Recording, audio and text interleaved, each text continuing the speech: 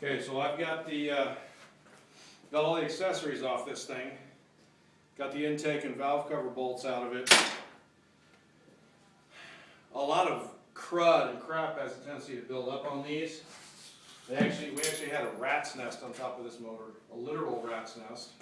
We're going to clean that off.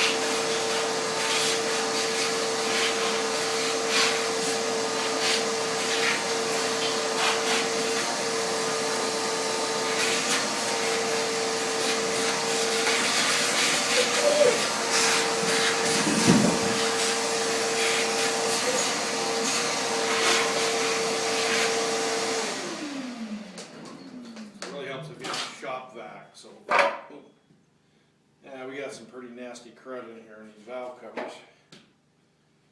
Once you get the covers off, you might have to come in and pry on this intake here, get her off of there. They can be kind of stubborn. That one came off pretty easy. So we'll take that off, and there's your intake manifold. We'll go ahead and set that aside. We're going to take these to the vat right away because everything smells like bad gas in here. So we'll set that aside, and boy, yeah, it looks like we've got some issues. Definitely got some miles on this baby. Let's take a look at this. I want you to see this. See the crud inside this motor. This is what we're looking at. Next, we'll pull the cylinder heads off of this thing. But yeah, this motor's seen better days. Probably a good idea to rebuild it. Generally, these front covers will get eaten out in here, and they can be a problem. It looks like we had some leakage here too, so we may have to replace that front cover, and we'll for sure want to replace the harmonic balancer. Looks like the rubber's coming out of it there. So that's the intake manifold, and what you do in the shop varies on an actual engine that's running or has been running. It bears very little resistance or very little a semblance to reality. When you watch those TV shows, speed TV or whatever they are, most of that is just fantasy, and they leave a bunch of this stuff out. So usually we're dealing with dirty, nasty cores like this, especially on this OEM equipment. You can see all the crud and buildup on these rockers.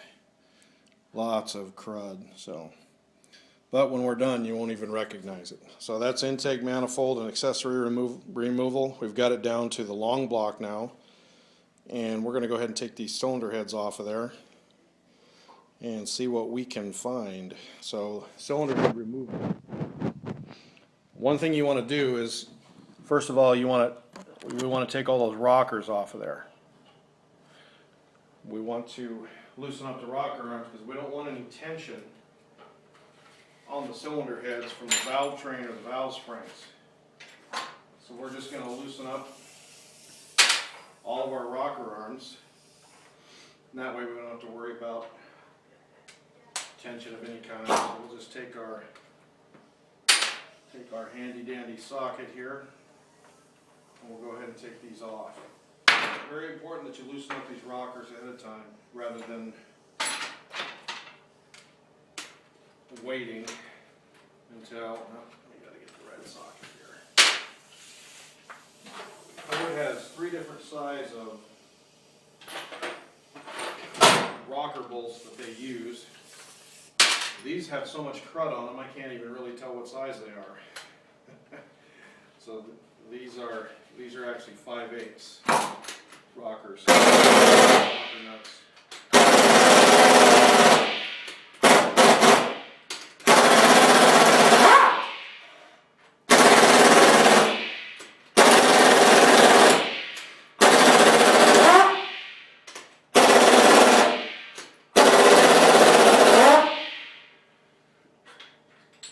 I like to leave the rocker arms on the head for the vatting process. So we'll go ahead and pull our push rods out and just kind of send them in the lifter valley here. That way I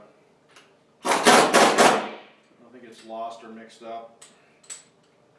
And I'm not gonna keep these push rods in order because we're not gonna be reusing these push rods. These parts are all gonna be new. This motor is old enough that I'm not real confident about reusing any of these parts. So normally we would want to keep these in order if we were going to reuse them. Just go ahead and take all this off, get the push rods out. We'll do the same thing to the other side, and in the next segment we'll go ahead and pull the cylinder heads off this thing.